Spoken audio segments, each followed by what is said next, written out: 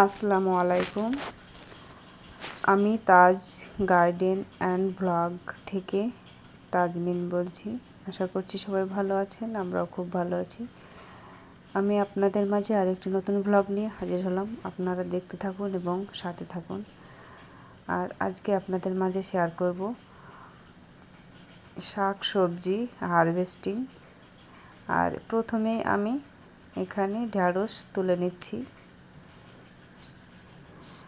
আর এখানে কয়েকটি ঢ্যাঁড়স হয়েছে আর ঢ্যাঁড়সের ফুলও আছে। সব সময় চেষ্টা করি জৈব সার দিয়ে সবজি তৈরি। আর রাসায়নিক সার দিয়ে সবজি তৈরি করলে আমাদের শরীরে বিভিন্ন ধরনের ক্ষতি হয়। তাই আমাদের জৈব সার দিয়েই সবজি তৈরি করা ভালো। সবজি বাগান কিংবা ফল ফুলের বাগান যদি আমাদের একটা থাকে তাহলে সময়ও কাটে, আবার খাওয়াও হয়, উপকার হয়, শরীরের দিক দিয়ে ভালো হয়। চুপচাপ বসে থাকার চেয়ে কাজ করা অনেক ভালো। তাই সব সময় চেষ্টা করব সবজি বাগানে টুকিটাকি কাজ করা। আর তারপরেই আমি পুঁই কেটে নিলাম কিছুটা। ঢ্যাঁড়স তোলার পর পুঁই কেটে নিলাম।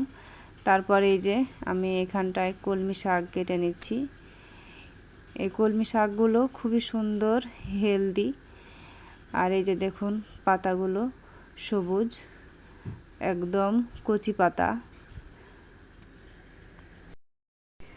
কলমি চাষ খুবই সহজভাবে তৈরি করা হয়, অযত্নেই কলমি শাকটা হয়ে যায়।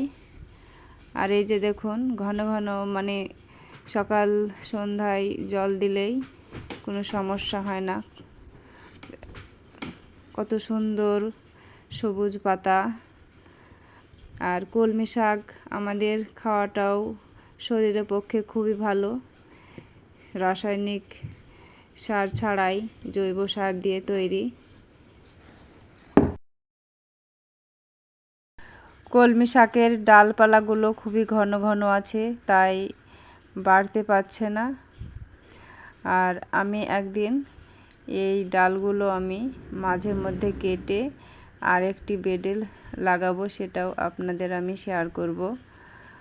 আর আমার ভিডিওটি যারা দেখছেন লাইক দিয়ে দেখা শুরু করবেন, ভালো লাগলে সাবস্ক্রাইব করবেন, আর বেশি ভালো লাগলে কমেন্ট করে জানাবেন আপনার মতামতটা।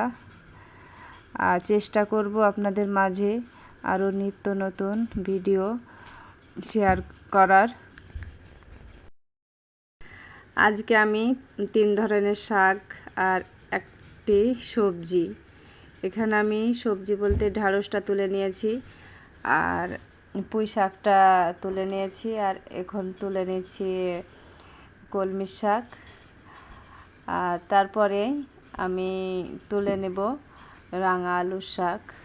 রাঙা আলুর শাক দিয়ে কলমি শাক ভাজা করব, আর পুঁই শাক দিয়ে মসুর ডাল রান্না করব। রান্নাটা তো দেখানো যাবে না, ভিডিওটি বড় হয়ে যাবে, তাই আমি আপনাদের সামনে বলে দিলাম আজকে তরকারি কি হবে। আজকে আমার ছাদ বাগানের শাক সবজি দিয়েই তৈরি হয়ে যাবে আমার তরকারি। আর এই যে আমার মিষ্টি আলু কিংবা রাঙা আলুর শাক। আর এই যে দেখুন রাঙা আলুর গাছটা খুব একটা বড় হয়নি, আর সেজন্য আমি গোড়ার পাতাগুলো তুলে নিচ্ছি। গোড়ার পাতাগুলো নষ্ট হয়ে যাবে। এইভাবে যদি আমরা ছাদ বাগান কিংবা উঠোনে, বাড়ির উঠোনে সবজি তৈরি করে আমরা যদি খাই তাহলে খরচও কম হবে, আবার শরীরের পক্ষে খুবই উপকারী। তাই আপনারাও চেষ্টা করবেন এইভাবে বাড়িতে সবজি তৈরি করে খাওয়ার। আমার এই ছাদ বাগানের বয়স 3 মাস চলছে। আর এই ছাদ বাগানের শুরুর পরেই আমি এই এক সপ্তাহের মধ্যে আমার 3বার সবজি তোলা হলো, শাক সবজি তোলা হলো। আর আপনারাও চেষ্টা করবেন এই ছাদ বাগান তৈরি, আবার জৈব সার দিয়ে।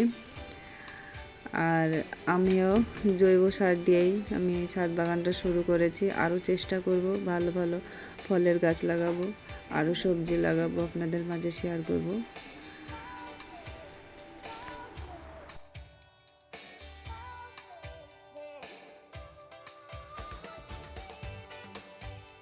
আর এই যে দেখুন, এখানে আমি 5-6টা মতো ঢেঁড়স তুলেছি, আর পুঁই শাক তুলেছি, আর এদিকে কলমি শাক, আর একটা লেবু। আর এই যে আজকের মতোই শাক সবজি রান্না হয়ে যাবে। আর তারপরে আমি গাছগুলোকে এভাবে জল দিয়ে নিচ্ছি। আর আজকের মতো ভিডিওটি শেষ করলাম। ভালো থাকবেন, সুস্থ থাকবেন। আল্লাহ হাফেজ।